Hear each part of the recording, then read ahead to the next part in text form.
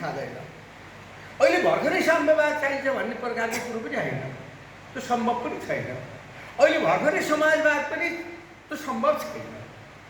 तर समाजवादतर्फ जानको लागि हामी पूर्वाधारहरू इन्फ्रास्ट्रक्चरहरूको लागि हामीले के हाम्रो चाहिँ आधारभूत कुराहरू हाम्रा के कुराहरू हुन् त्यो बाटोमा हामीले चाहिँ अवलम्बन गरेका छौँ भने ठिकै छ। हामी धेरै पछाडि भए पनि पुष्पलालकै बाटोमा छौँ। तर हामीले चाहिँ के भने त्योभन्दा गलत ढङ्गले हिँडिराखेका छौँ भने त्यो अर्कै कुरो। जस्तो अब हाम्रो सन्जीले भन्नुभयो, मनोरञ्जनले भन्नुभयो, ती कुराहरू दोहोऱ्याइरहन परेन। यस कारण हामी गम्भीर भएर सोच्नुपर्ने कुरा आउँछ।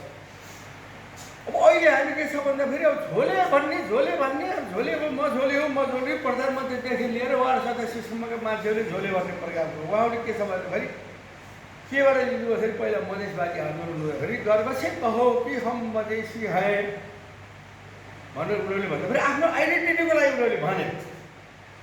त्यतिखेर त हामीले अलिअलि असजिलो पनि मानियौँ कि। तर अहिले हेर्दै जाँदाखेरि के भने मधेसी समुदायलाई हेपेको हुनाले म मधेसी होइन किनभने म मधेसी हो, गर्वसित हो कि म मधेसी हुँ भनेर भन्ने प्रकारको कुराहरू भने जस्तो त्यसै कुराहरूलाई लिएर उहाँहरूले अब गर्वसे अब हिन्दी त नबोलौँ, हामी नेपाली नै बोलौँ। उहाँहरूले त्यो गर्वसे कहो कि हम मधेसी है भन्ने कुराहरू उहाँहरूले भोजपुरी भाषामा, अवधी भाषामा, थारू भाषामा या मैथिली भाषामा भनेको भए अझ राम्रो हुन्थ्यो। त्यो हिन्दी भाषा भनेको हुनाले अझै पनि त्यो भाषा प्रयोग गराइबा अलिकति ठिक भएन कि भन्ने कुरो। तर त्यसको भाव पक्ष ठिकै थियो, राम्रै थियो। त्यतिखेर मैले सकिएर अहिले राम्रोसँग बुझिएको छ।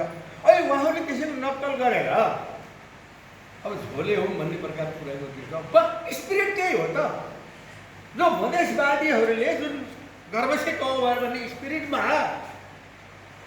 भने त्यही स्पिरिटमा पक्रेको भने भेग्ने कुरो होइन भने यो झोले भन्ने कुराको अर्थ भेग्ने कुरो। जस्तो अहिले हाम्रो माधव नेपालजीलाई चाहिँ के छ भन्दाखेरि मुद्दा लाग्यो।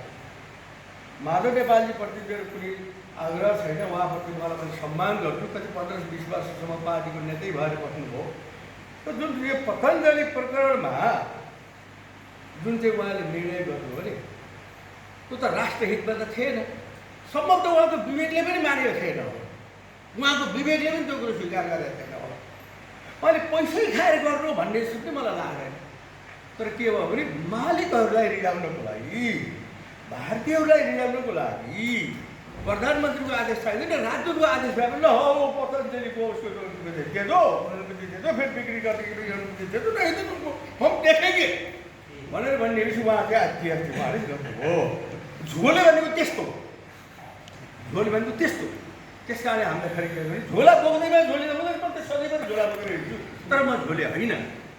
त्यस कारण यस्तो प्रकारको हामी झोले भएर कुनै एउटा चाहिँ बद्धमूल दिमागको विवेकको हामी चाहिँ तालचाल आएर कसैको पछाडि लाएर हामी चाहिँ गरिरहेका छौँ कि आफ्नो विवेकले चाहिँ काम गरिरहेको छ। विवेकले काम गर्दाखेरि नेताहरूसित पनि फरक पर्न सक्छ। घनश्याम चाहिँ माओवादीसित फरक जाँदा साहुलाई विपरीत कतिपय यावत प्रकारको कुरा हुन्छ। यो लाइटमा, यो प्रसङ्ग, यो आलोकमा हेर्दाखेरि पुष्पलाल चाहिँ के छ भन्दाखेरि व्यवहारवादी भनेर मनोरञ्जनले भन्नुभयो। पुष्पलाल व्यवहारवादी, मलाई पनि व्यवहारवादी भन्नुभयो। साँच्चै हो, मैले उहाँलाई पुष्पलाल व्यवहारवादी होइन, व्यवहारिक हो। यो कुरा हामीले बुझ्नुपर्छ। व्यवहारिक एकदम उहाँ पूर्ण व्यवहारिक हो, व्यवहारवादी है। व्यवहारिक र व्यवहारवादमा के फरक छ यहाँबाट अध्ययन गर्नुहोस्।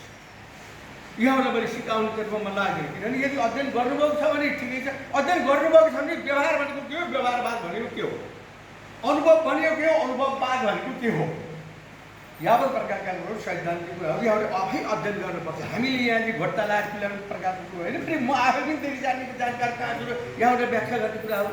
यस कारणले गर्दा यस्ता विषयको सैद्धान्तिक विषयमा हामी चाहिँ के भने हामी अलिक गहन तरिकाले अध्ययन गरौँ। पुष्पलाल चाहिँ के छ भने व्यवहारिक यस अर्थमा हुनुहुन्थ्यो कि पुष्पलाल जुन सोभियत सङ्घको र चिनको विषयमा विवाद भयो, सोभियत कम्युनिस्ट पार्टीले गल्ती गर्यो भन्नेमा हुनुहुन्थ्यो। तर उहाँ सामाजिक साम्राज्यवाद, भारतीय विस्तारवाद, अमेरिकी साम्राज्यवाद भन्दा पनि सोभियत साम्राज्यवाद बढी चाहिँ खतरा छ यावत प्रकारको कुराहरू सहमत हुन्न थियो। यद्यपि महाविचार चिनको चाहिँ कुराहरूसित कतिपय कुरामा समर्थन हुन्थ्यो, फेरि पनि उहाँ चाहिँ त्यति बेला चिन्तित हुनुहुन्थ्यो। जब उहाँ सेतुङले चाहिँ नवौँ काङ्ग्रेसमा चाहिँ वीर ब्याउलाई चाहिँ उत्तराधिकारी घोषणा गर्नुभयो, त्यतिखेर पुष्पलालले चाहिँ चिन्ता गर्नुभयो। अनि बङ्गलादेशमा को उदय हुँदाखेरि जो चिन्ह लगायतका हाम्रा यहाँका कम्युनिस्ट पार्टीहरूले पनि त्यसको विरोध गरे, पुष्पलालले त्यसको स्वागत गर्नुभयो। पाकिस्तानको मौलाना भासानी पनि एउटा जुन नेता थिए राष्ट्रिय अवामी लीगका, ती मौलाना भासानीको विचारसित आफ्नो पुष्पलालको कुराहरू हुन्थ्यो।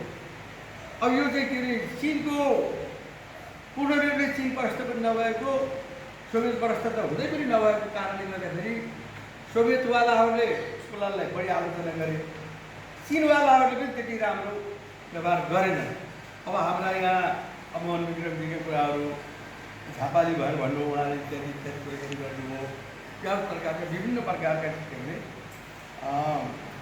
अपमान बदनामहरू कुराहरू सुनाउनु र पार्टीकै विषयमा पनि के छ भन्दाखेरि समयअनुसार चाहिँ के भने हाम्रो रणनीतिक विचार भनेको कार्य दिशा भनेको एउटा कुरो हुन्छ र तात्कालिक कार्यनीति भनेको समय परिस्थिति अनुसार गर्नुपर्छ भन्ने विषयमा चाहिँ उहाँ चाहिँ बडो व्यवहारिक हुनुहुन्थ्यो। 17 सालमा संसद विघटन हुँदाखेरि अरूले ठुल्ठुला कुराकानी गरे। तत्काल आवश्यकता भनेको विघटित संसदलाई पुनर्स्थापित गर्नु, जो अवैध काम गरिरहेका छौँ पहिला त्यसलाई करेक्सन गर्नु, जुन ठाउँमा त्यो ठाउँमा ल्याऊ, स्ट्याटस को भन्छ नि, यथास्थितिमा ल्याऊ, त्यसपछि हाम्रो राजनीतिक संघर्ष जान्छ भन्ने प्रकारको कुराकानी गर्नुभयो। पछि अब 25 सालमा चाहिँ या 2425मा चाहिँ नयाँ जनवरी कार्यक्रम राम्रो पोलिटिकल प्रोग्राम लिएर आउनुभयो। त्यसरी के छ भन्दाखेरि वर्ग सङ्घर्षका कुराहरू, अन्तिम लक्ष्यका कुराहरू, शत्रुविरुद्ध छुट्याउने प्रकारका कुराहरू, तर तत्कालिक कार्यनीतिको बारेमा त्यतिखेर चाहिँ त्यसमा चाहिँ कुरा थिएन। अनि लगत्तै चाहिँ के अरे चौथो महाधिवेशन चाहिँ 28 सालमा गएर चाहिँ संयुक्त जनआन्दोलनका कुराहरू, संयुक्त जनआन्दोलनको आवश्यकता त्यतिखेर सबैले विरोध गरे। अब अहिले संयुक्त जनआन्दोलनको आवश्यकता कति थियो कति थिएन भन्ने चाहिँ व्यवहारले देखाइरहेको छ। व्यवहारवादले होइन मदनजीले, व्यवहारले देखाइरहेको छ। यावत प्रकारका कुराहरू गर्दा पुष्पलाल भनेको साँच्चीकै व्यवहारिक हुनुहुन्छ। साँच्चीकै नि मार्क्सवादको बिच मार्क्सवादलाई व्यवहारको एउटा गाइडलाइन गराएर व्यवहारबाटै मार्क्सवादलाई हामी करेक्सन गर्नुपर्छ, मार्क्सवादलाई परिमार्जन गर्नुपर्छ। मार्क्सवाद स्वयं चाहिँ कम्युनिस्ट पार्टीको घोषणापत्र मात्रै, चिनको अनुभव मात्रै, सोभियत सङ्घको अनुभव मात्रै मार्क्सवाद होइन। मार्क्सवादका मूलभूत सिद्धान्तहरूलाई हाम्रा विभिन्न राष्ट्रहरूले गरेका माने व्यवहार अनुभवहरूलाई हेरेर के कति कुराहरू चाहिँ समसामयिक छन्, ती कुराहरूलाई हामीले ग्रहण गर्नुपर्छ, ती कुराहरूलाई हामीले चाहिँ के भने त्यति परिमार्जन गर्नुपर्छ, गर्दै लानुपर्छ भन्ने प्रकारका कुराहरू पुष्पलालले धेरै एक्सर्साइज गर्नुभयो। आफ्नै साथीहरूसित पनि मतदाता रहन्थ्यो। अब जस्तो मतदाताका कुराहरू गर्नुमा अब नारायणमान विजुक्छे, उहाँ पनि के अरे सोभियत सङ्घलाई सामाजिक साम्राज्यवाद भन्नुपर्छ, भारतलाई विस्तारवाद भन्नुपर्छ, यो पुष्पलालले गलत बाटो लिइराखेको छ। अब चित्त बुझ्दैन, त्यही पनि सहयोग यो पुष्पलालसित सबै जान सकिन्छ भने नारायणमान विजुक्छेले भन्नुहुन्थ्यो।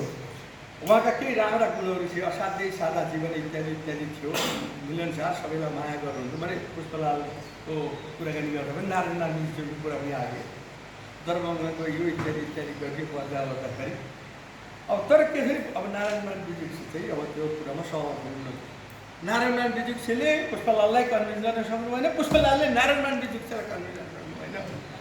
जीवराज आश्रितहरू, हाम्रा मोहननाथ प्रसिद्धिहरू, यिनी बाबुराज गौतमहरू, यिनीहरू पहिलेदेखि नै के छ भन्दाखेरि केशरमणिको र पुष्पलालको बिचमा चाहिँ पाटो पारे, पुष्पलालको विरुद्धमा चाहिँ केशरमणिको विरुद्धमा पुष्पलाललाई विभिन्न प्रकारका कुराहरू गर्ने इत्यादि इत्यादि गर्ने गर्दै गर्दाखेरि कता अलिअलि सफल पनि भयो कि केशरमणिजी अलिकति फेरि अब यो लुम्बिनीतिर अब गोरखपुरबाट छोडेर चाहिँ यही आएर बस्नुपर्छ भने भन्नु गर्नुभयो। त्यसपछि अब केशरमणिलाई हामीले चाहिँ पतन गरायौँ भन्ने कुरा त लायो, उनीहरू पतन त गराए पनि एक हिसाबले। केशरमणिजीको आफ्नो गल्ती तपाईँको आफ्नो ठाउँमा छँदैछन्, तर पनि केशरमणि त्यतिखेरसम्म बेइमान चाहिँ होइन। अब मान्छे असल मान्छेले असल काम गर्दाखेरि गल्ती हुने कुरा बिग्रिएको पछि फेरि पुष्पलाललाई नै अब पुष्पलाल चाहिँ के छ भने यो पुष्पलालले काम गर्दैन इत्यादि इत्यादि भनेर पुष्पलाललाई